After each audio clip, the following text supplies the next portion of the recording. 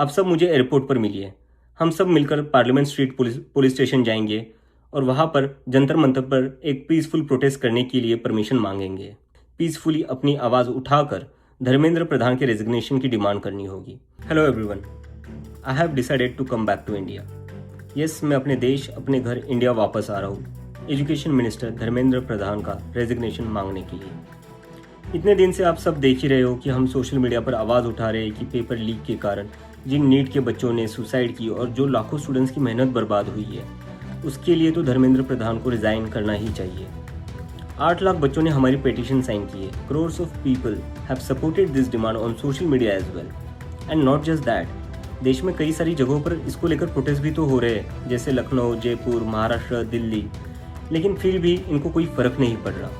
आज नीट के 22 lakh students, CBSE के 17 लाख स्टूडेंट्स, सीयूईटी के 16 लाख स्टूडेंट्स और एसएससी जीडी के 40 लाख स्टूडेंट्स, ऐसे 1 करोड़ से ज़्यादा स्टूडेंट्स हैं जिनकी ज़िंदगी के साथ मजाक किया गया है सिस्टम द्वारा। इसकी वजह से स्टूडेंट्स बहुत ही ज़्यादा एंशियस और परेशान हैं अपने फ्यूचर को लेकर। किसी को तो इसकी जिम्मेदारी लेनी होगी। इतने बड़े ब्लंडर के बाद भी अगर एजुकेशन मिनिस्टर रिज़ाइन नहीं करते तो इसका मतलब इस देश में अकाउंटेबिलिटी नाम की कोई चीज़ बची ही नहीं है।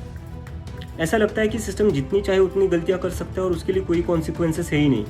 सारे कॉन्सिक्वेंसेस स्टूडेंट्स के लिए है। ऐसा कब तक चलेगा? इसलिए अब वक्त आ चुका है। हम सबको साथ आना होगा और भारत के संविधान के रास्ते पर चलते हुए पीसफुली अपनी आवाज़ उठाकर धर्मेंद्र प्रधान के रेजिग्नेशन की डिमांड करनी होगी। अगर हम सब साथ मिलकर आवाज़ उठाएंगे तो ज़रूर इनको हमारी बात माननी होगी। मैंने डिसाइड किया है, मैं 6 जून सैटरडे सुबह दिल्ली आऊँगा। आप सब मुझे एयरपोर्ट पर मिलिए। हम सब मिलकर पार्लियामेंट स्ट्रीट पुलिस स्टेशन जाएंगे और वहाँ पर जंतर मंतर पर एक पीसफुल प्रोटेस्ट करने के लिए परमिशन मांगेंगे। आप सब मुझे एयरपोर्ट पर मिलिए। हम सब मिलकर पार्लियामेंट स्ट्रीट पुलिस स्टेशन जाएंगे और वहाँ पर जंतर मंतर पर एक पीसफुल प्रोटेस्ट करने के लिए परमिशन मांगेंगे। आप सब मुझे एयरपोर्ट पर मिलिए।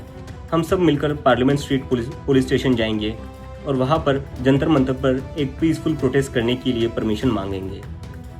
इंडिया का कॉन्स्टिट्यूशन हमें राइट देता है कि गलत के खिलाफ हम पीसफुल तरीके से अपनी आवाज़ उठा सकते हैं। उसी कॉन्स्टिट्यूशन के अकॉर्डिंग हम अपनी आवाज़ उठाएंगे और मैं उम्मीद करता हूँ जितने भी कॉकरोच जनता पार्टी के सपोर्टर्स हैं और जितने भी स्टूडेंट्स और यूथ इस सिस्टम से परेशान हैं वो इस प्रोटेस्ट में शामिल होंगे। जिसको लगता है धर्मेंद्र प्रधान एजुकेशन मिनिस्टर जो है हमारे, उनको रिज़ाइन करना चाहिए, वो सभी लोग इस प्रोटेस्ट में शामिल हो जाए। मेरे फ्रेंड्स और फैमिली को डर है कि मुझे एयरपोर्ट से ही अरेस्ट कर लेंगे और फिर जेल भेज देंगे, लेकिन मुझे अभी भी उम्मीद है कि आज भी हमारा देश एक डेमोक्रेसी है और हमें पीसफुली प्रोटेस्ट करने की परमिशन मिल जाएगी।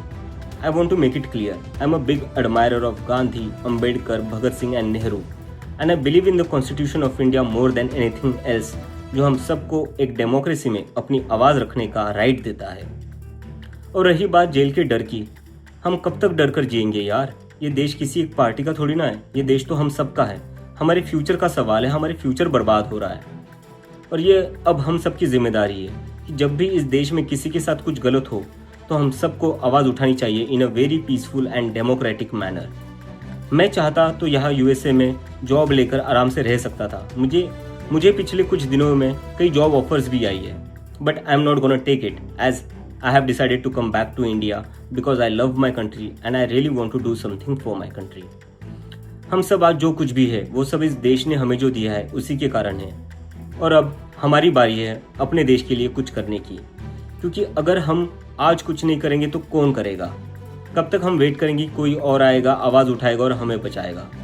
सो जितने भी पीसफुल और कॉन्स्टिट्यूशन को मानने वाले कॉकरोचेस है, let's all come together to save the future of millions of students. Thank you.